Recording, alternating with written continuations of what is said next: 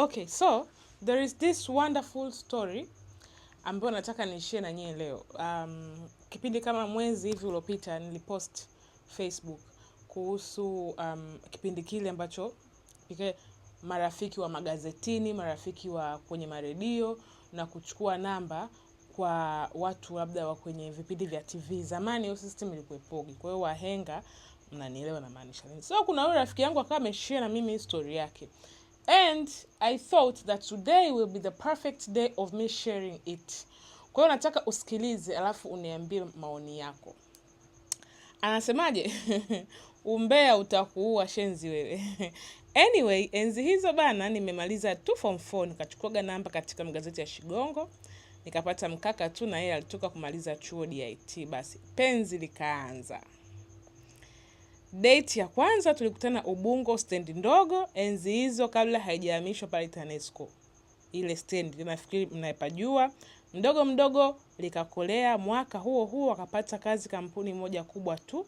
Mind you, mimi nimemaliza shule, sina dira wala mwelekeo. Nafanya kazi kiwanda cha rasta za Esther. Nafanya kazi kiwanda cha rasta za Stella. Enzi hizo kaela kenyewe kadogo ila kananitosha tu kwa sababu bado nakaa home na si provide chochote.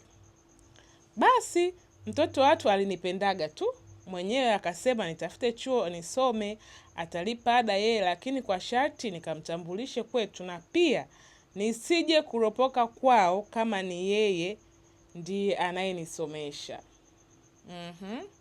Tuendelee. The guy alikuwa kanyoka sana. Basi tu long distance ikamshinda na alianza kupata pesa mapema, nafikiri alishindwa kujicontrol. Basi, to cut the story short, nilisoma nikamaliza na Mungu akajalia kwa upande mmoja maisha si haba, tunasonga. Ila tu yeye alihamishwa kazi Mwanza na akaanza mambo yake ya wanawake. Nielewa sijui, mimi vikanishinda. Kila nikienda nakutana na jipya, mara tununiane, mara turudiane. Basi finali tukaachana kiroho safi tu. Mpaka leo tunaona tu mitandaoni. Humu na nduguze, maisha yanaendelea na uzuri yeye mwenyewe anakiri kwamba ujinga wake ndo ulimfanya akanipoteza, maana nilikuwa na mganda kwa scenario kwamba ukisaidia mwanamke yeye ndo huwaga anazingua. So nikawa nakubali tu kukaa kwa kuogopa hilo. Anamalizia na kwa kusema kwamba na ni mtu wa ukanda huo kwenu. Ni muhaya.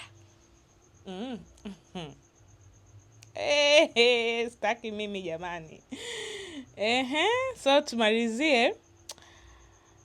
Kiasi nikikupa picha zake na watu wake lazima tu unamjua.